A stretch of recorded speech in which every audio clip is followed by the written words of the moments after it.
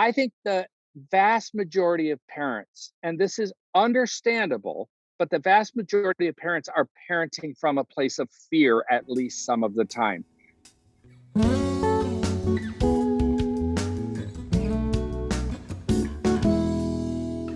Welcome to With You Podcast. I'm David.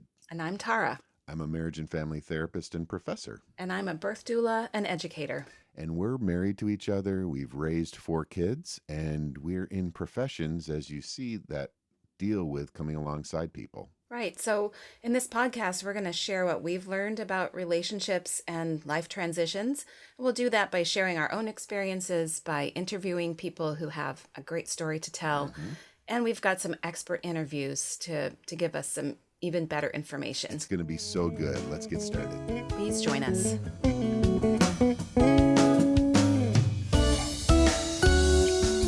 Hey there, everybody. We're talking about adolescence today, and we're really excited about this topic because we've been raising those kinds of kids, and it's a time that's a big transitional time for everybody in their life. And so we're really excited to have a guest with us, Mark Oestreicher. And Mark is a veteran youth worker and a founding partner in the Youth Cartel, providing resources, training, and coaching for church youth workers. He's also authored a ton of books. He's a speaker, writer, and consultant. And we also happen to have a personal connection.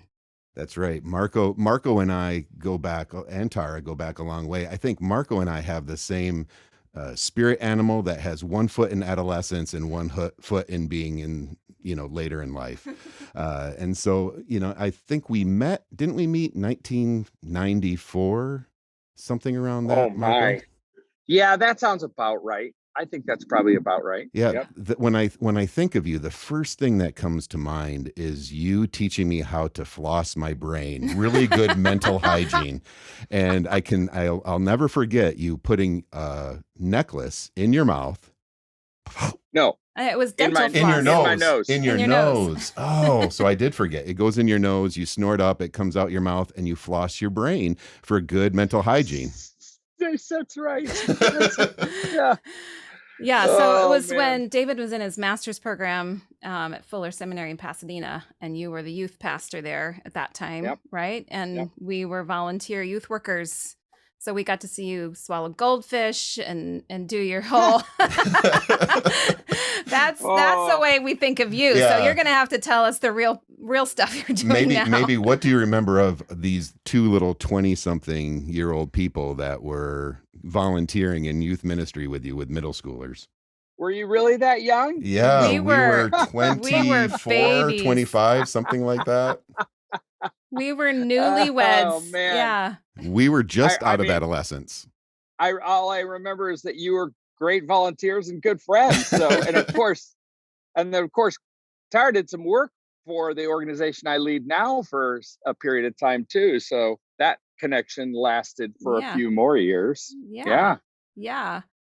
So it was really good. You really taught us kind of collaborating together on the importance of adolescence as a developmental stage and the need for the church to really, and adults and leaders and coaches to really appreciate adolescents for who the unique human beings that they are, even though they smell and act weird. Maybe especially because they smell and act weird. Yeah. But I think that was a beautiful thing that's really affected us for our life and our parenting. And so just at the beginning, we want to thank you for that. That's great. We started from a position of strength with you and have just kind of gone on for these 30 some years. I guess I'm not supposed to use the number, some years.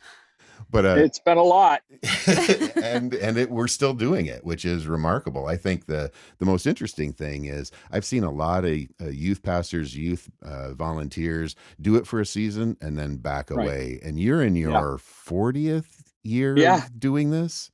Yeah. What keeps you going? What keeps you interested in 6th grade kids? Yeah, I mean, there's probably a handful of things. But I just really enjoy teenagers. And specifically, as you guys know, I just love junior hires. So for the last 24 years since I moved to San Diego, I've been leading organizations that train adults who work with teenagers. But I've been a volunteer like you guys used to be with the church that I'm a part of. So I'm starting my 24th year as a volunteer with the junior high ministry at my church.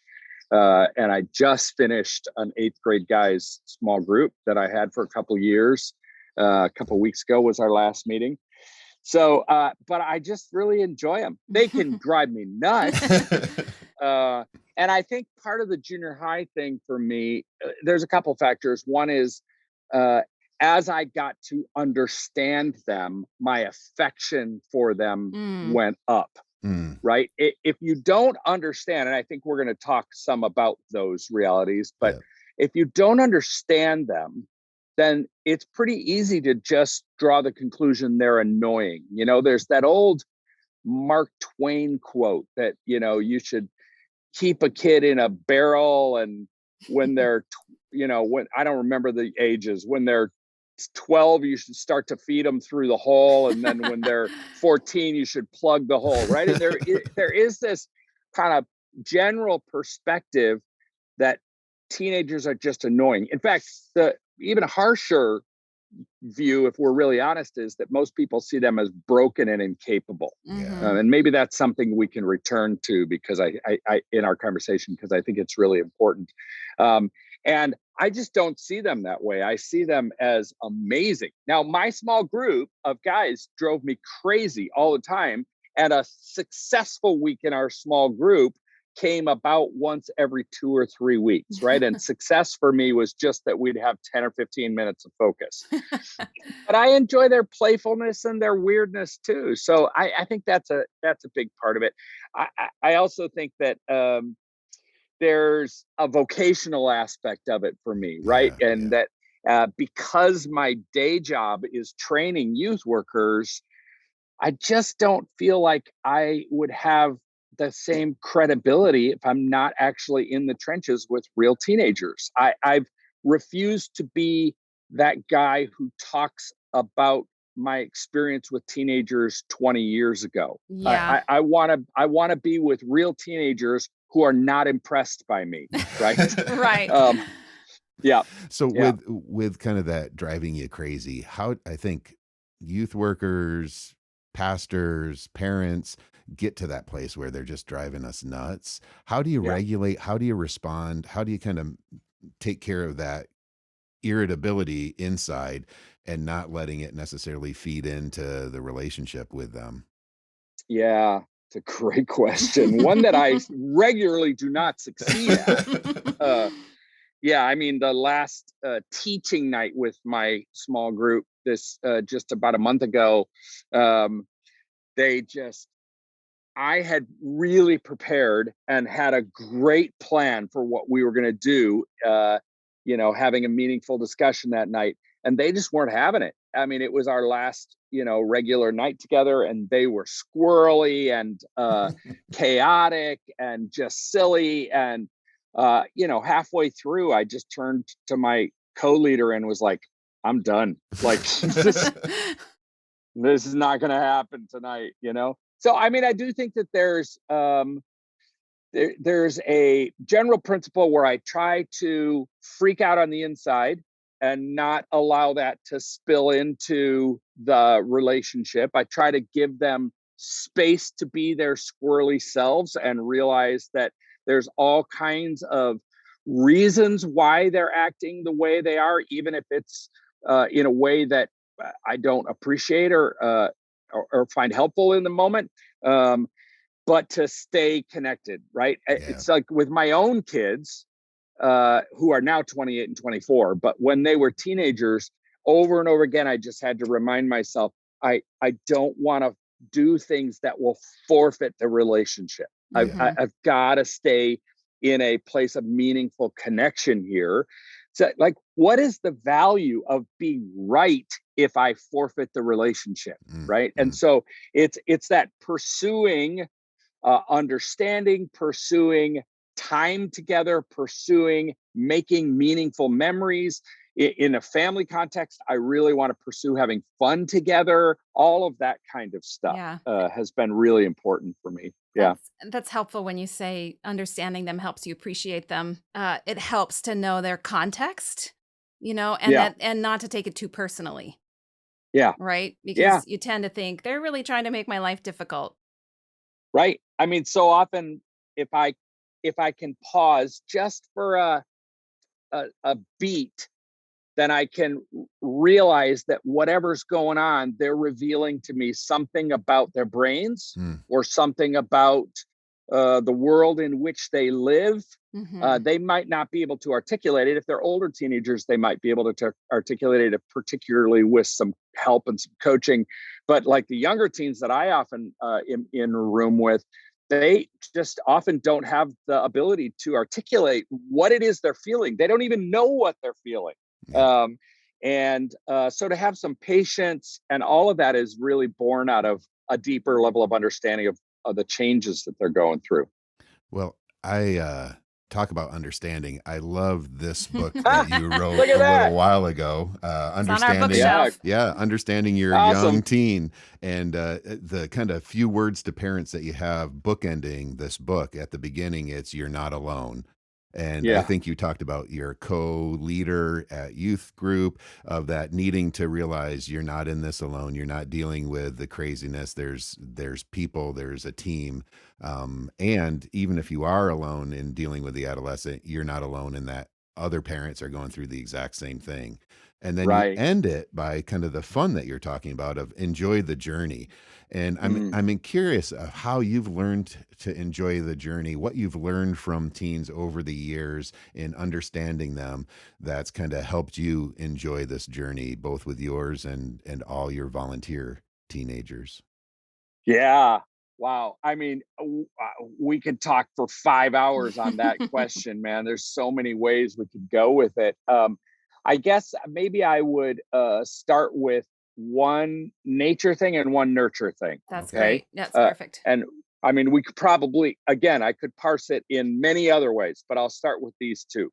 So I mean, even I think a lot of people, when they're thinking about adolescence, they either only think about the nature side, which I would say are the developmental realities that have always been there, right? There's this myth that adolescence is new. That it's only existed for a little over 100 years.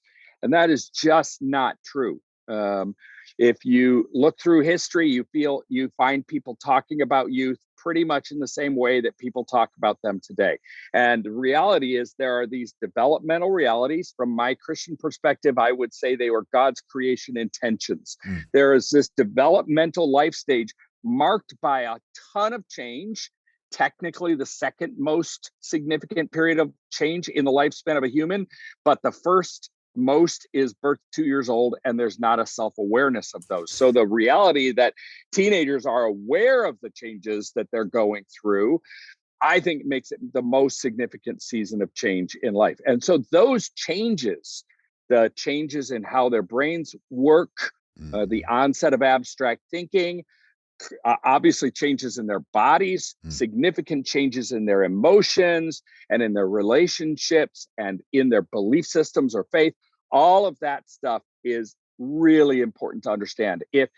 I think if anybody who's working with teenagers, whether it's a vocational thing or a parent or a coach or whatever, doesn't understand the implications of the onset of abstract thinking, we're always going to be limited in our effectiveness with them. We can return to that if you want. Then the other side, the nurture side, what I would say are the the cultural realities that are shaping teenagers today that are unique to our time.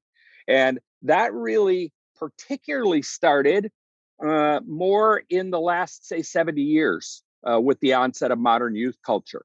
But in the last 20 years, we've seen some really significant changes. So I would suggest that there are 3 tasks that all teenagers are wrestling with. And this, you could say, is a nature thing. This is, I think, part of the design, right? Those 3 tasks are identity, wrestling with who I am, autonomy, which is an agency question. It's how am I unique and different, but it's really how do my choices matter? Like does it really make a difference in the trajectory of my life if I make this choice or that choice? And could I influence my family and my friends and maybe even influence the world? That's the autonomy question. Some people use the word purpose for that, but I think it can be confusing if we're talking about finding a purpose in life. And it's really more about agency. Yeah. And then the third one is affinity or belonging. To whom and where do I belong? Now, the shift in modern youth culture is that the priority of those three have reshuffled a couple times. So in the 50s and 60s, in the earliest stages of modern youth culture, identity was the most important of those three. And then there were some changes in our culture in the late 60s, early 70s, kind of the acceptance that youth culture is not something that's going to go away. It's something that's here to stay. And with that, and then almost in response to the Vietnam War, there was like a foil to react against. The autonomy question became the most important of the three. And so the 70s, 80s, and 90s, we saw the average teenager viewing the world through the lenses of their autonomy search. And then we saw another shift around the turn of millennium, and belonging, the search for belonging, has become the most important of those three. And the reason for that is fascinating. Do you want me to take a second to explain it? I'd love to hear that. The reason is fascinating. People assume that it's because of the rise of the internet, but that, I would suggest, was just rocket fuel on the change that was already happening. Okay. The change was because of my generation, not yours, boomers. So we were the first generation in the history of the United States, at least, that looked backward in terms of our aspirations rather than forward. So every generation before boomers looked toward the perceived benefits of old age. I'm going to have my extended family around me. Nobody's moved away. Everybody's right here. They will esteem me. They will care for me. There were these perceived benefits of old age. And boomers were the first to say, I don't want that. And besides, everybody's moved around and the family structure is different. Instead, I want to hold on to the behaviors and norms, practices, and belongings of my youth. And in doing so, we elevated youth culture and worshiped it. The problem is, for teenagers, they don't want to be worshiped. They might seem like it sometimes, but adolescents, because of the autonomy task, which didn't go away, they're like, no, we don't want to be the dominant culture in America. And so youth culture responded to that by splintering. And an enormous change in youth culture that's different from the experience that any of us who are over 35 experienced is that youth culture used to be kind of one monolithic thing. Of course, there were groups and cliques and other things, but it is no longer. There's a ministry called Young Life, you've probably heard of, that their approach to reaching teenagers on a high school campus, their instruction was, reach the key influencers and you can reach the whole campus. It was kind of like a Reaganomics trickle down of nice 80s social, nice 80s reference, right? Of teenage social influence. That's gone. That is gone. And so today there are thousands of youth cultures, and that created this vacuum of belonging. Teenagers who always were looking for a place of belonging. We all are. And I would suggest that's a good and beautiful thing. It's a reflection of the fact that we're made in the image of God. Belonging pre-existed creation. And yet there is this white hot need for teenagers now. And so again, I use that term that it's the lenses through which they view the world and everything. The average teenager in the 50s and 60s was viewing the world and themselves through identity lenses. Who am I will tell me how my choices matter and where I belong. The average teenager today is looking at themselves and God and the world and their parents and everything else through belonging lenses. Where I find belonging will tell me who I am and how my choices matter. And that is such a significant shift. And it's a real challenge for so many of us. It's not an impossible challenge, but it just means that we need to prioritize. For example, in the work that I do with youth workers, we need to prioritize unconditional belonging prior to belief. And what we used to say is, in the church and most social institutions, hey, if you want to belong, we've got a pathway for you. First, you need to believe like us, then you need to behave like us, and then you can have belonging.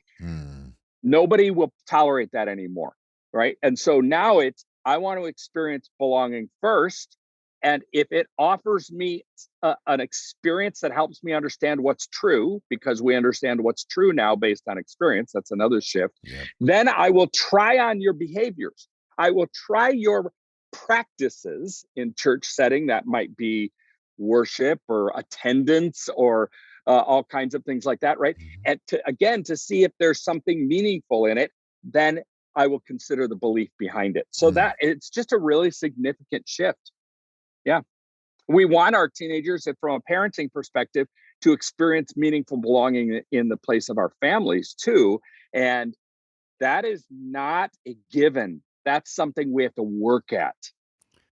Yeah, that was what I was going to ask too. And for parents, then this belonging first and then participating second is a big shift, especially for boomers, for those of us who are children of the '80s. That's a hard mindset, because it's like, well, you're in this family, you're part of the family. The family identity leads to belonging, and you're saying it's different now. Yeah, I mean, as teenagers try to continue to work out that the identity and autonomy tasks haven't gone away. They're still really important, right? So as teenagers are trying to figure out, how do I differentiate from my parents, which is one of the significant tasks of adolescence, right? How do I figure out how I'm my own unique person? That can sometimes feel like it's in tension with, you're part of this family, right? Yeah. It's another reason why I encourage parents, freak out on the inside. Just because your teenager says or does something that feels like it's at odds with your family values, it doesn't necessitate that they're like going to violate your family values, right? They're often just working out that task. It's a big part of them. It's a big part of the beautiful thing that they're supposed to be doing during these years. Well, and thinking about the developmental side of it, that it is such a time of change. Going back to, you talked about, it's the second most important and or biggest change that's happening in terms of all the chaos. But that leaves them ripe to try lots of different things, which sometimes can be uncomfortable. But I think in youth ministry and working with teenagers, their sense of chaos allows them to try different solutions, where I think for us as adults, it gets harder. We just have the one solution, and pain has to be pretty high for us to make any change. Adolescents make change daily, like they're changing their clothes. Yeah. And their brains are wired for it, right? Yep. So, I mean, because of the underdevelopment of their prefrontal cortex, which is, of course, the decision-making wisdom center of the brain, it's focus, prioritization, impulse control, risk analysis, wisdom, all that kind of higher order thinking. And that is significantly underdeveloped until the late 20s. Because of that, you could, I would say, wrongly conclude, look, we now have evidence that they're broken and incapable. Or you can say, the question I ask people all the time is, do you see teenagers as a problem to be solved or as a wonder to behold? And I would say, when looking at, for example, the underdevelopment of their prefrontal cortex and their ability to make good decisions, you could see that as an indication of their brokenness. Or you can say, what advantage is that to them? And they need to take risks, which of course is dangerous, because they'll sometimes take risks that have difficult negative results, right? They need to take risks in order to learn about themselves and the world. And you and I have brains that are risk averse. We have, right? We're more settled in our neural pathways, and we're not willing to take that many risks anymore. I see that as an advantage to teenagers, as opposed to an indication of their brokenness. Yeah, and that's what we love about the stuff that you say, because we feel the same way about teenagers. We're considered a little strange because we loved when our kids we had 4 at the same time in their teens, and we loved that stage. Even the smell, just smelling their heads. Oh, that hormonal that's not anybody's favorite. So good. Oh but my but God. it's frustrating when you hear how people speak to teenagers. It does seem like people have them in a holding pattern. Most of the questions Yeah. they're asked is like, Yeah. what do you want to be when you grow up? Or what, we see that you have potential for later. When they're fully realized people already, Yeah. they might be in Yeah. a lot of change, but they're fully people and they're fully capable of doing a lot of things in Yeah. that stage of life. Let me give you a little nugget on how I think we got here. Okay. So You mean like the they, three of us? no, Oh, okay. no, Okay. no. Our culture, why Oh, we okay. think so why we generally think so negatively of teenagers. Yeah. I blame one guy. Oh, Uh-oh. wow. Uh-oh. Who's that? So he's dead guy. So Okay, I'm good. gonna Whew. feel free to speak very negatively about him. Stanley Hall. Have you heard of Stanley Hall? G. Stanley Hall. Yeah. G.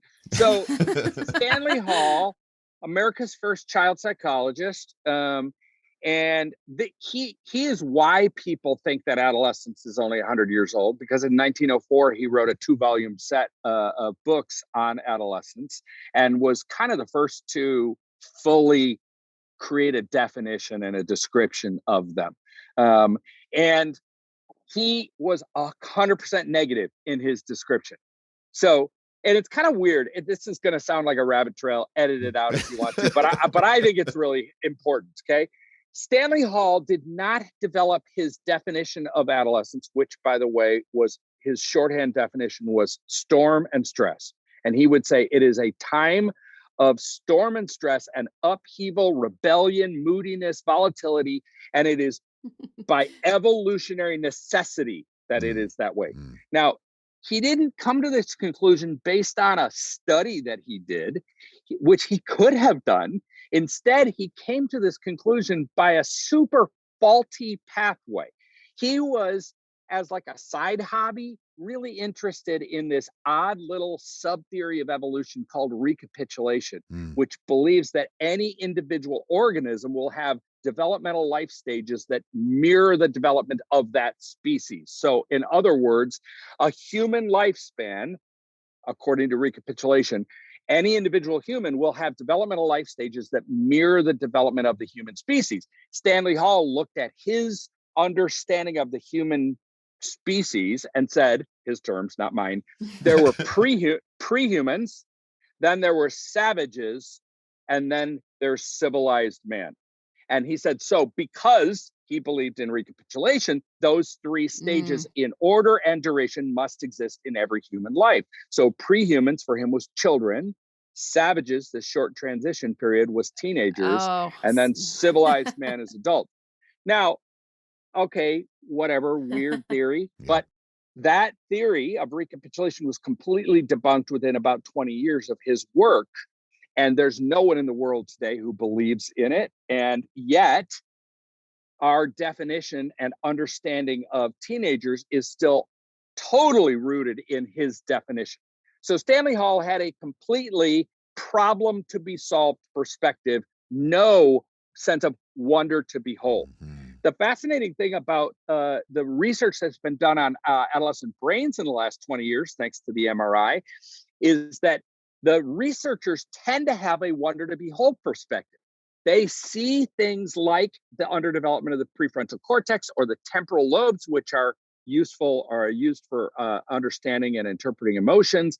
And they ask the question, what advantage must that be for teenagers that from an evolutionary perspective, they would say that has made it so those were not weeded out. Now, that's really easy for me from my Christian worldview to say, what advantage might God have intended with those realities that are an advantage to teenagers, and then as a spillover, potentially an advantage to all of us, right?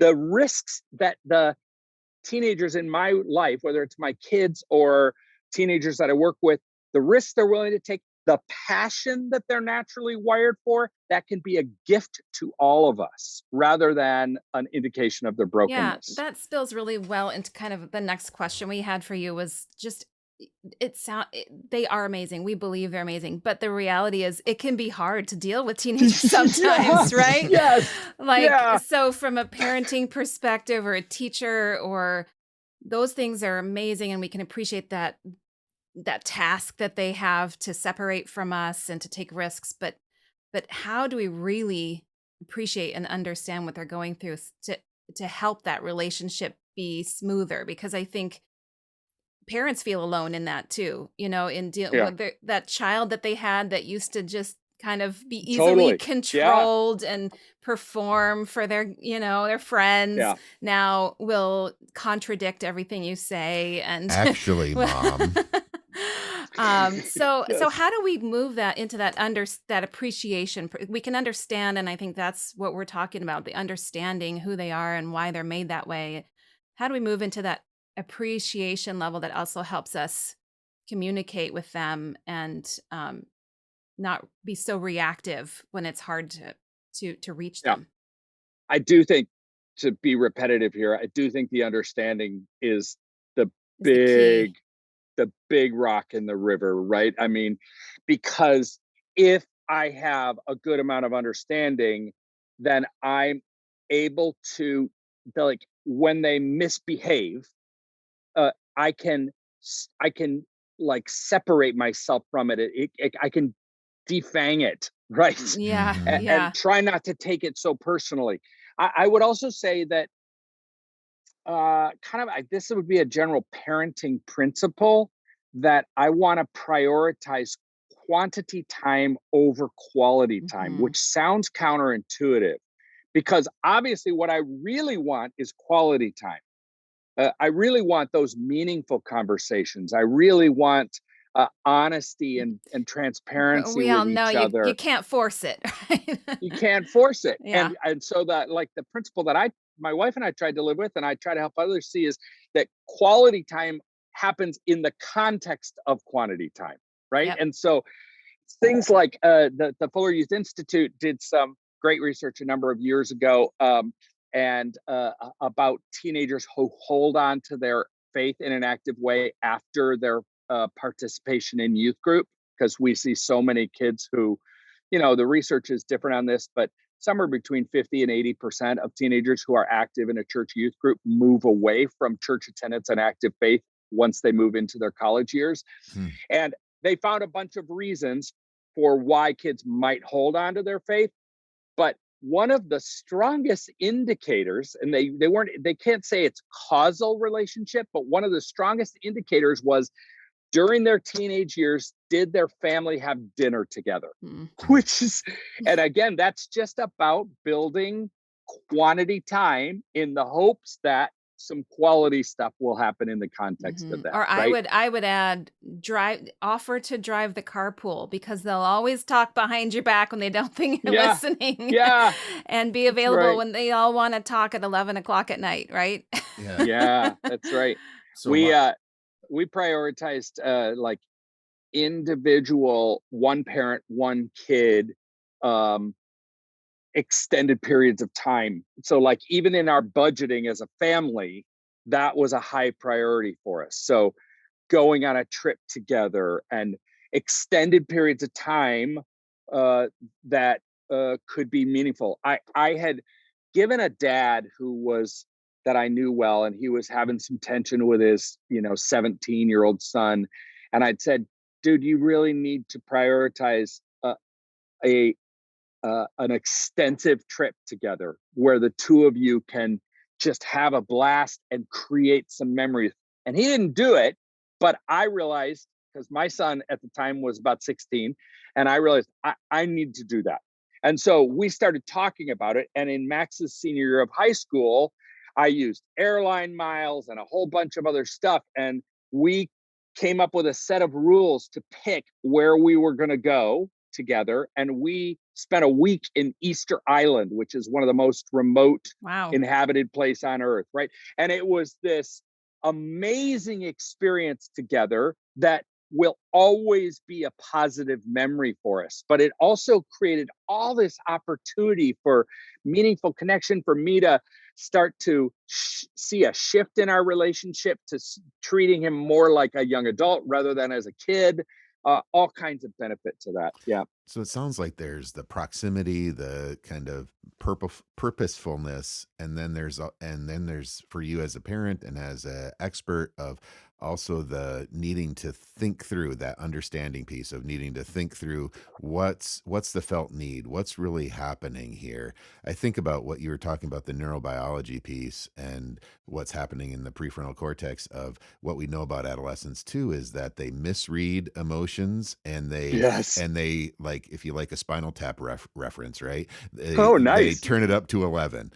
Yeah. And so they're going to feel it more intensely and maybe not track exactly how we think the emotion is of what they're experiencing it. I had this with my oldest. He came home one day and I asked him, "How are you doing?" And he's like, "Stop emotionally interrogating me." Right. Yeah. And my first response is, "Baby, do you know what I do for a living? If I want to do that, it's going to be very different than me asking how your day is." And he's like, oh, sorry. And it was just kind of that moment of missing each other because the emotion was misread and the intensity level in response. Yeah. I could have been like, "Don't talk to me like that. Show me respect." But luckily I had a little whisper in my head. Usually it's Tara's voice. What's the felt need? What's Louder than a going whisper. on? Developmentally, what's going on? But we need to kind of take that pace and pause ourselves before responding, whether it's dad, mom, coach. Yeah. And maybe I would nuance what you said just a slightly different way, because to say they turn it up to 11, that's not a volitional choice on their part. Right. Yeah. They're not choosing to have this extreme emotion. It's because they don't fully understand the emotion and they're moving from child emotions to adult emotions.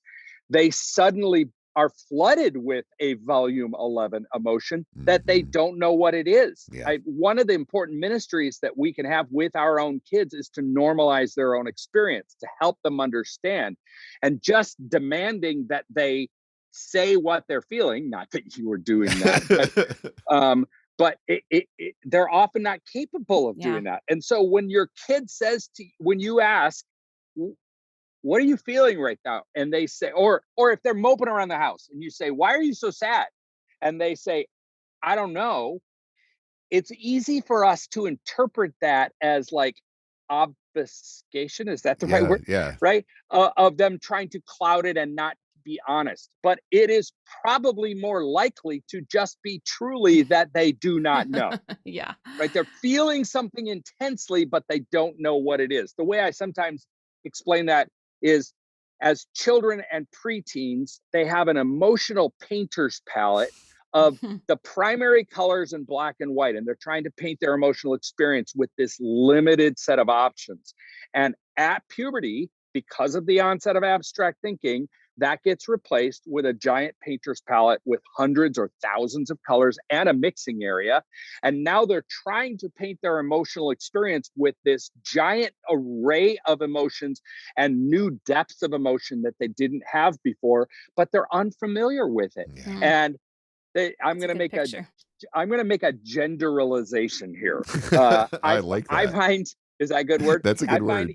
In our culture that teenage girls tend to, and there are plenty of boys who are this way, paint their emotional experience with emotions that are way too bold and vivid, right? Way too intense. And with boys, and a lot of this is because the cultural expectations on them, our culture tends to tell teenage boys and men, they're the only emotion you're allowed to have is rage. No other emotion is acceptable. And so boys in our culture, and there's plenty of girls who are this way too, tend to use that mixing area and try to blend some emotions, but like a beginning painter, they overdo it and everything comes out to be some form of beige. Brown. Yeah. Right? It looks like Van Gogh's Potato Eaters. Yeah. Wow. Yeah, a Look little at you, art cultural history. occasionally. Nice. A cultural reference. Beautiful. that very few people will actually know. So well, what as we're thinking about teens and understanding teens, what should teens understand about us old people? The Oh, yeah. weird, smelly old people, Yeah. either in their homes or in their churches or their coaches. Yeah, I guess three thoughts come to mind. First is, hey, teenager, the majority of adults actually do want the best for you. Mm. And it might not always seem that way because you make adults uncomfortable and you make them feel things they don't want to feel.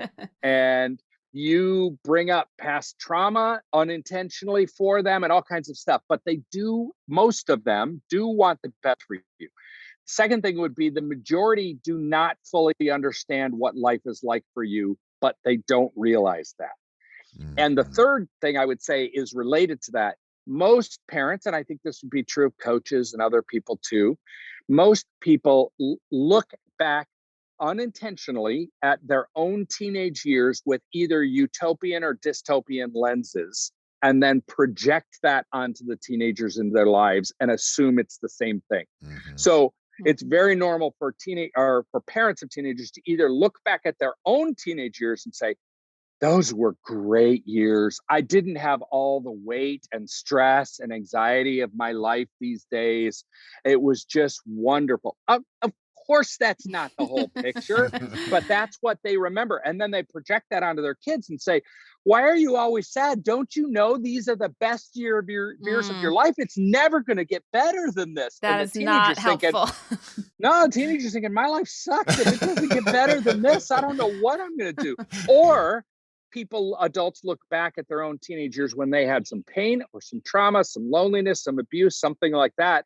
And they assume that the teenagers in their lives today are also living through the hardest years of their lives, which of course is also not the fully accurate picture. So teenagers, I think, can be helped by having some patience for the adults in their lives who often have those misunderstandings. Yeah. Yeah, that's helpful because I think a lot of times the the conversation needs to go both ways. The understanding needs to go both ways, and I think as an adult, I don't necessarily think about that. Like, how am I helping my adolescent understand me and my Who you assumptions are, yeah. Yeah. and Yeah. openness? Yeah. So, one last thing, I have a question for you. One last question. One last Okay. question. So, I mean, I have tons of them. Like, do you really give away pieces of your beard as swag at conferences? And I mean, No. those are weird questions. This is a little less weird. What would you say? What would 2022 Marco say to the Marco with the purple hair and mohawk? Oh my gosh. I mean, I wish people could see you right now because you look super professional. I mean, Beardy has gotten the name of Marco's beard is Beardy, and it's grown immensely since we last saw each other. And you look very professorial. And so I'm wondering, back to that purple-haired, mohawked kid out of Yeah. Michigan, what would you want him to know from Marco in 2022? In a broad stroke way, so not necessarily about uh, working with teenagers, Hmm. I would tell my younger self, prioritize character development over skill development. Hmm. And I think I had that backward. I really prioritized skill development and assumed that character development would happen on its own. Mm. Hmm. I Well, an example of that Yeah. is that when I was first getting to know you guys, I was coming to a hard realization that my lack of mercy was a giant character gap for me. I had been promoted and given raises because of my decisiveness. And I was taught by some mentors wrongly that my lack of compassion and mercy was the strength of my leadership. And when I realized the lie of that, it took me it's still something I'm unlearning, but it took me 10 years of intentional work to address that in my life. And that had giant spillover effect into my parenting too, right? Because if I don't have compassion, if I don't have mercy and grace for my teenagers, then either the ones I'm working with or the ones in my life, then I'm going to be very ineffective and short-lived in my ability to be with them, right? Yeah, it's that. Yeah, it's we all that have process. Yeah, and we have to give each other grace, because that time of life, especially, I mean, all of them, but that time of life requires a lot of grace from us and for Yeah. ourselves. We all, I mean, that's the thing about Yes. adolescence. We've all lived through it, or we're in it, or we're about to, right? Yes. So yeah, it's pretty common life experience. And I think I would say can I interrupt and say one more please. thing that's related to this? I think the vast majority of parents, and this is understandable, but the vast majority of parents are parenting from a place of fear at least some of the time. But they're often not aware of that, because one of the biggest fears that parents have is this whole kind of an imposter syndrome, right? I don't know what I'm doing, but I see people who look like they do know what they're doing. And so I can't really even be honest about that with myself, because to do so makes me vulnerable and acknowledges that I'm not suited for this. And the reality is, man, parenting teenagers is one of the hardest things in the world. Yeah. And so to acknowledge your fear, and I kind of think of it almost like my fear is my little dangerous friend, right? It's this pet that could destroy me, but if I acknowledge it, I can kind of set it aside, and then I can move toward the people in my life, whether that's teenagers or my wife or my coworkers or whatever, from a place of love and compassion rather than a place of fear. That's fabulous. That's a good piece of wisdom for parents in any stage. But yeah, we will.